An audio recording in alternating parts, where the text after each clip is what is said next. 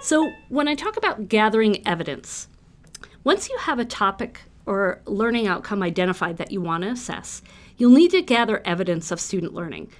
I kind of think evidence is a strong word, so instead you might want to think of it as artifacts. So there's two types of those evidence or artifacts. There's direct and indirect. And direct evidence is drawn from a source close to or directly from the learning experience. So in your course, that of course might be student work that you might score with a rubric or some sort of scoring guide, summaries of electronic discussions on Blackboard, or student reflections on values and beliefs as you go through the course. And I'll explain those too as we go along.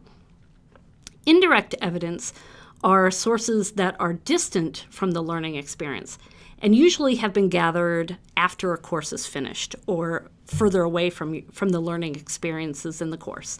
And those includes course grades, course evaluations, student transcripts, or surveys that are conducted outside or after the course is finished. So embedded assessments are assessment practices that are embedded or naturally occurring as part of your course.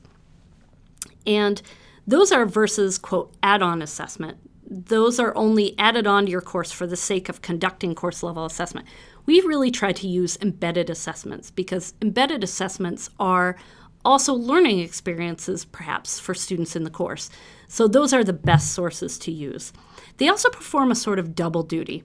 They might be used to assess an individual student's learning in a course, but when taken collectively, they allow for assessment of the overall learning or assessing the course. Some examples I'll show explain that further.